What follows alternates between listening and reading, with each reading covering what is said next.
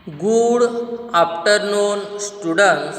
आज हम कक्षा छठवीं में विषय हिंदी, इस विषय में पूरक वाचन 2 स्कूल मुझे अच्छा लगा, इस पूरक वाचन को हम आज के वीडियो में समझेंगे। विद्यार्थी मित्र हो, प्रस्तुत पाठ में लेखिका ने वर्तमान स्कूलों की शिक्षा पद्धति पर करारी चोट करते हुए उसे बच्चों के लिए व्यवहारिक बनाने की यहाँ पर बात की हुई है।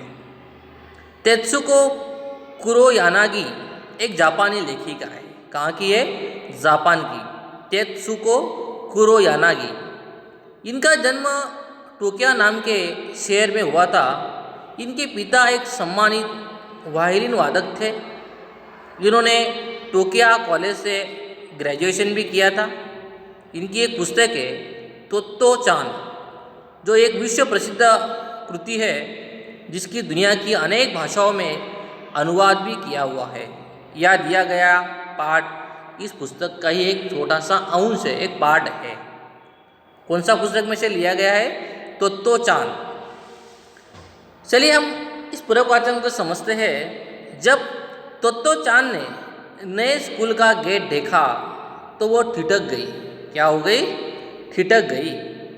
अब तक जिस स्कूल में वो जाती रही उसका गेट सीमेंट के 2 बड़े खंभों का बना था और गेट के बड़े बड़े अक्षरों में स्कूल का नाम भी लिखा था। पर इस स्कूल का गेट तो पेड़ के 2 तनों का बना है। 2 पेड़ का ये गेट बना हुआ है, उन पर टहनियाँ और पत्ते भी है। अरे, ये गेट तो बढ़ रहा है, क्योंकि वो पेड़ का गेट था तो वो बढ़ते ही जाएगा ना।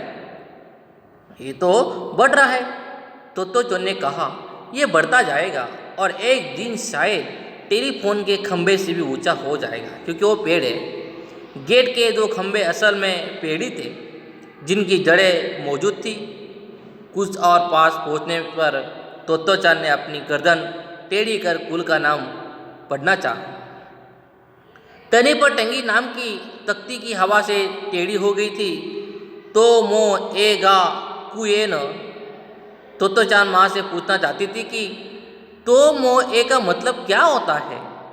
तभी अचानक उसे एक चीज़ दिखी और उसे लगा जैसे वो सपना देख रही हो। वो बैठ गई ताकि झाड़ियों के बीच से अच्छी तरह देख पाए। उसे अपनी आंखों पर एक प्रकार से विश्वास ही नहीं हो रहा था। माँ, क्या वो सचमुच की रेलगाड़ी है?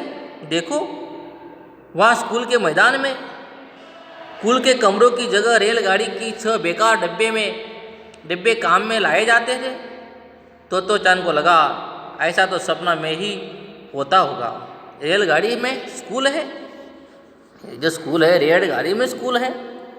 डिब्बों की खिड़कियाँ सूरज की प्रातःकालीन धूप में चमक रही थी, लेकिन झाड़ियों के बीच से झांकती गुलाबी गला वाली एक नन्ही लड़की आंखें और भी अधिक चमक रही थी। क्षण भर बाद तोत्तो चान खुशी से चलाई और रेलगाड़ी के डिब्बे की ओर भागी। भागते भागते मुड़कर ही माँ से उन्होंने कहा, आओ जल्दी करो, बिना हिले डुले खड़ी इस गाड़ी में हम झट से चढ़ जाते हैं। तोत्तो चान अपनी माँ से कहती है, तुम अभी अंदर नहीं जा सकती। माँ ने उसे रोकते हुए कहा, ये कक्षाएं है। ये क्या है? रेलगाड़ी के डब्बे मतलब ये कक्षा है, और तुम भी तो अभी स्कूल में दाखिल नहीं हुई हो। अगर सचमुच इस ट्रेन में चढ़ना चाहती हो तो तुम्हें कायदे से पेश आना होगा। अब हम उनसे मिलने जाएंगे। अगर सब कुछ ठीक रहा तो तुम इस स्कूल में आ सकोगी, ये समझ लेना। तोत्तो चान को तुरंत ट्रेन में न चढ़ पाने का दुख तो हुआ, पर उसे लगा कि जैसा कहती है वैसा करना ही शायद मुझे अच्छा होगा। फिर उन्होंने कहा, ठीक है। उसने कहा, साथ ही जोड़ा, ये स्कूल मुझे बहुत अच्छा लगा है। माँ ने कहना तो चाहा कि प्रश्न यह नहीं है कि तुम्हें स्कूल अच्छा लगता है या नहीं, बल्कि यह है कि हेडमास्टर जी को तुम अच्छी लगती हो या नहीं। ये मुख्य प्रश्न है। पर उसने कुछ कहा नहीं। माँ ने उसका हाथ थाम लिया और वे हेडमास्टर जी के दफ्तर की ओर बढ़ने लगी। हेडमास्टर जी का दफ्तर रेलगाड़ी के डिब्बे में नहीं था, वो दाहिने हाथ की ओर एक मंजिली भवन में था। वह पहुंचने के लिए 7 अर्ध गोलाकार पत्थर की सीढ़ियाँ चढ़नी होती थी। तोत्तो चान माँ से अपना हाथ छुड़ाकर सीढ़ियाँ चढ़ने लगी। अचानक वो रुक गई और मुड़ी। क्या हुआ? माँ ने पूछा। मन में भय था कि कहीं तोत्तो चान ने स्कूल के बारे में अपना विचार न बदल लिया हो। सबसे ऊपरी सीढ़ी पर खड़ी तोत्तो चान गंभीरता से फुसफुसाई, जिनसे हम मिलने जा रहे वे जरूर ठेशन मास्टर होंगे। हम जिनसे मिलने जा रहे वो जरूर ठेशन मास्टर होंगे। माँ थोड़ी धीरज वाली थी, साथ ही मजाक करना भी आता था। वो झुकी, अपना चेहरा तोत्तो चान के चेहरे के पास ले गई और फुसफुसाई। क्यों? तोत्तो चान ने धीरे से कहा। तुमने कहा था कि वे हेड मास्टर है, पर अगर वे इन सारे रेलगाड़ी के डिब्बों के मालिक है तो वह स्टेशन मास्टर हुए ना। सारे रेलगाड़ी के डिब्बों के मालिक है तो स्टेशन मास्टर हुए। माँ को मानना पड़ रहा था कि रेलगाड़ी के डिब्बे में स्कूल चलना कुछ अनूठी बात थी, पर फिलहाल समझाने का समय नहीं था। माँ ने सिर्फ इतना ही कहा, तो उनसे ही क्यों नहीं पूछ लेती, पर तुम अपने डैडी के बारे में क्या सोचती हो? वे वायलिन बजाते। उसके जो डैडी थे तोत्तो चान के, वो क्या बजाते थे? वायोलिन बजाते थे। और उनके पास ढेरों वायोलिन है, पर इससे अपना घर वायोलिन की दुकान तो नहीं बन जाता। नहीं, हाँ, दुकान तो नहीं बन जाता अपना घर। तोत्तो चान ने माँ का हाथ थामते हुए सहमति जताई। हेडमास्टर जी, जब माँ और तोत्तो चान दफ्तर में कुर्सी पर बैठे सज्जन उठे खड़े हो गए। उनके सिर पर बाल कम हो चले गए थे, वो दांत भी गायब हुए थे, पर चेहरा उनका स्वस्थ लगता था। बहुत लंबे भी नहीं थे वे सज्जन, पर उनके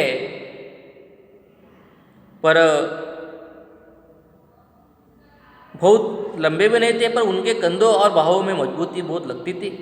जल्दी से झुककर तोत्तो चान ने नमस्ते किया, तब उत्साह से पूछा, आप स्कूल मास्टर है या स्टेशन मास्टर है? स्कूल इतनी अच्छी तरह से सजाई गई थी एक डिब्बों के तरी, तो आप स्कूल मास्टर या स्टेशन मास्टर है? माँ बुलाई, पर इससे पहले कि वह कुछ सफाई देती है, सज्जन हंस पड़े और बोले, मैं इस स्कूल का हेड मास्टर हूँ। एक स्कूल है और इस स्कूल का मैं क्या हूँ? हेड मास्टर हूँ। तोत्तो चान की खुशी का ठिकाना न रहा। मुझे बहुत बड़ी खुशी हुई। उसने कहा, क्योंकि मैं अब आपसे कुछ मांगना चाहती हूँ, मैं आपके स्कूल में पढ़ना भी चाहती हूँ। उन्होंने कहा कि मैं आपके स्कूल में पढ़ना चाहती हूँ। हेडमास्टर जी ने तोत्तो चान की कुर्सी पर बैठने को कहा। हेडमास्टर जी ने तोत्तो चान को कुर्सी पर बैठने को कहा। फिर माँ की ओर मुड़कर वे बोले, आप घर जा सकती है, मैं तोत्तो चान से बात करना चाहता हूँ। तोत्तो चान को थोड़ी सी उलझन हुई, पर उसने सोचकर देखा तो लगा कि सामने सज्जन से बात करना उसे बुरा नहीं लगेगा। तो मैं इसे आपके पास छोड़े जा रही हूँ, माँ ने कहा, और दफ्तर से निकलकर दरवाज़ा उन्होंने बंद कर लिया। हेडमास्टर जी ने कुर्सी खींची और तोत्तो चान की कुर्सी के सामने रखी। जब आमने सामने बैठ गए तो उन्होंने कहा, अब तुम मुझे अपने बारे में सब कुछ बताओ, कुछ तो तुम बताना चाहो और बताओ, जो मुझे अच्छा लगे वो बताओ। तोत्तो चान ने सोचा था कि वे प्रश्न करेंगे और उसे उत्तर देने होंगे, पर जब उससे यह कहा गया कि वो किसी भी चीज़ के बारे में बोल सकती है तो बड़ा अच्छा लगा। वह तुरंत बोलने लगी। उसने जो कुछ कहा वह था तो काफ़ी गड़बड़। वह अपनी पूरी ताकत से बोलती गई। उसने हेडमास्टर जी को बताया कि जिस ट्रेन पर चढ़कर वे आए थे वो कितनी तेज़ी से चली थी। उसने बात नहीं मानी। उसने बताया कि उसके दूसरे स्कूल की शिक्षिका कितनी सुंदर है। अबाबिल का घोंसला कैसा है? अबाबिल, अब अबाबिल का मतलब क्या होता है? अबाबिल एक पक्षी है और उसका घोंसला कितना सुंदर है।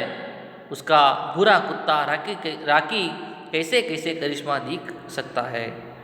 उसने बताया कि वो कैंची मुंह में डालकर चलाया करती थी, पर उसकी शिक्षिका ने उसे ऐसा करने से मना किया था, क्योंकि उन्हें डर था कहीं तो तोत्तो चान की जीभ न कट जाए, पर वो फिर भी वैसा करती रही। उसने बताया कि वो नाक कैसे सिनक लेती है, क्योंकि उसकी बहती नाक अगर माँ देख लेती है तो उसे डांट लगाती है। उसने बताया कि पापा कितने अच्छे तैराक हैं और वो गोता भी लगा सकते हैं। वो लगातार बोलती गई। हेडमास्टर जी भी कभी हंसते, कभी सिर हिलाते और कहते अच्छा फिर। तो चांद इतनी खुश थी कि वह आगे बोल जाती। बोलते बोलते आखिर उसके पास बोलने को कुछ भी नहीं बचा। अब उसका मुंह बंद था।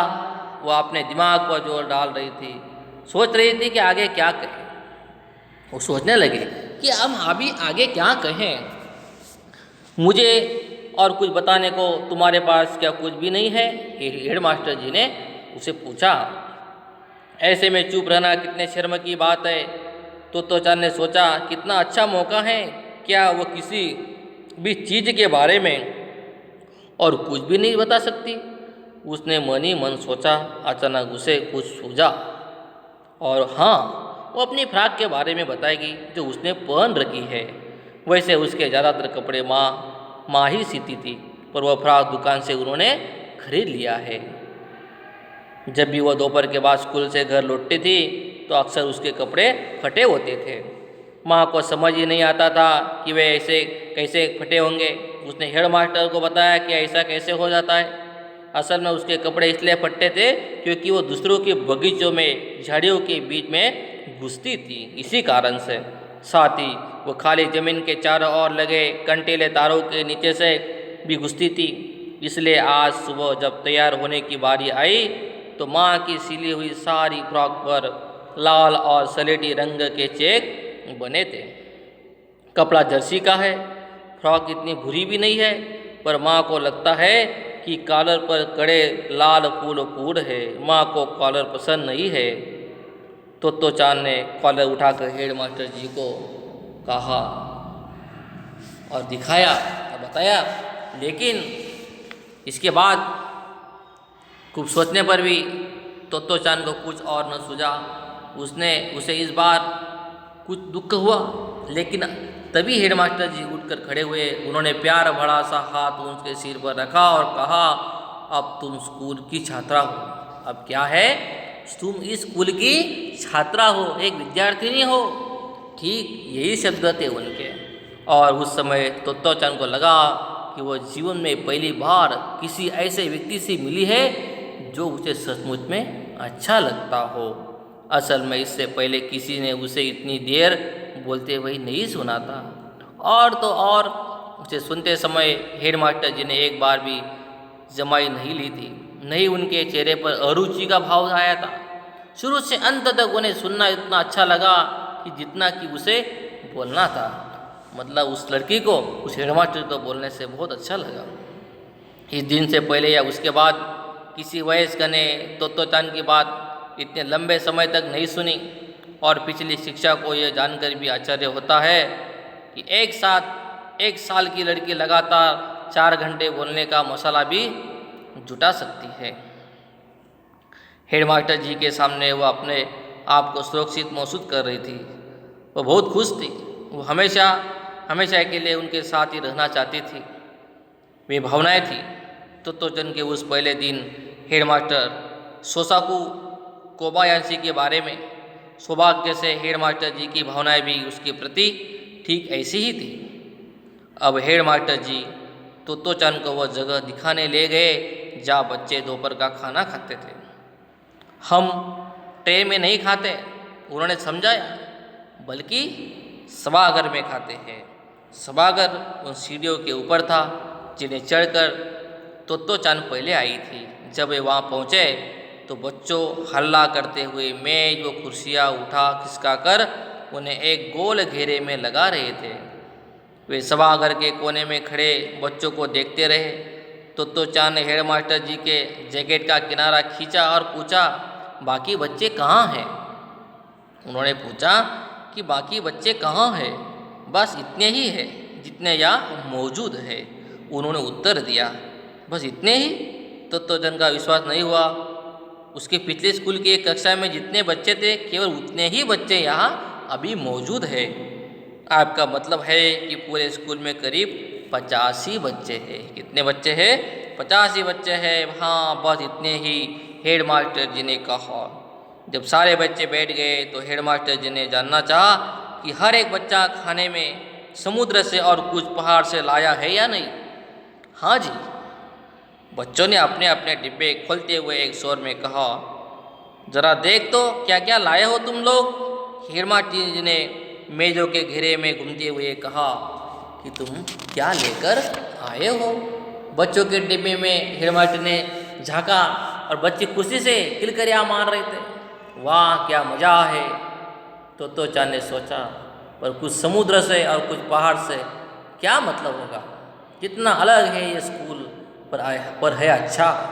उसे तो इससे पहले पता ही नहीं था कि स्कूल में दोपहर का खाना भी इतने आनंद की बात हो सकती है। हेड मास्टर जी हर मेज पर रुककर डिब्बा में झांक रहे थे और दोपहर की हल्की धूप उनके कंधों को एक प्रकार से नहला रही थी। हेड मास्टर के ये कहने के बाद से भी ठीक, अब तुम स्कूल की छात्रा हो, अब तुम इस स्कूल की छात्रा हो। तोता चांद बेसब्री से अगले दिन का इंतजार कर रही थी। इस सप्ताह से उसने कभी किसी दिन का इंतजार नहीं किया था। अक्सर माँ को उसे सुबह स्कूल के लिए बिस्तर छुड़ाने में परेशानी होती थी, पर उस दिन वह दूसरों से पहले उठकर तैयार भी हो गई और अपना बस्ता पीठ पर बांधे इंतजार करने लगी। उसे वो स्कूल कैसा लगा? बहुत अच्छा लगा। माँ को तो बहुत खुश करना था। तो चांद को नाश्ता देकर उसका लंच बॉक्स बनाने में जुट गई। उसमें कुछ समुद्र से और कुछ पहाड़ से भी तो डालना था। माँ ने रेलगाड़ी के पास को एक प्लास्टिक की थैली में डाला और एक डोरी से उसे तो चांद के गले में लटका दिया ताकि वह खो न जाए। अच्छी लड़की बनना है, बिल्कुल। तो चांद ने जूते पहने और सामने का दरवाज़ा खोला। तब वह मुड़ी और शिष्टता से झुककर बोली, अच्छा, गुड बॉय। तो चांद को ये निकालते हुए देख माँ की आंखें एक प्रकार से बस भरकर आई। कितना कठिन था ये मानना कि उसकी चुलबुली बिटिया जो आज इतनी खुशी से स्कूल में जा रही है, एक छोटी सी बच्ची जो खुशी से होकर कहाँ जा रही है? स्कूल में जा रही है। हाल में ही स्कूल से निकाले जा चुकी थी जो लड़की, वो आज स्कूल में फिर से जा रही है। उसने दिल से प्रार्थना की, इस बार सब शुभ होगा, अच्छा ही होगा। और मुझे ये जो स्कूल है कैसा लगा है? अच्छा लगा है। तोता चांद की पुस्तक से इस पूरक वाचन को विद्यार्थी मित्रों को लिया गया है कि जिनको ये स्कूल एक अच्छे से अच्छा लगा है। स्कूल में पढ़ना लिखना, उस स्कूल की वहाँ का जो माहौल था, वहाँ का हेडमास्टर, इन सारी चीज़ों से उनको आकर्षित होकर उनको स्कूल में पढ़ना अच्छा लगता है। विद्यार्थी मित्रों हो, इस वीडियो को देखकर और फोटोकॉपी देखकर पूरे वाचन को अच्छे से अच्छे समझाने का प्रयास करवाना है। आज की वीडियो में विद्यार्थी मित्रों हो इतना ही। धन्यवाद।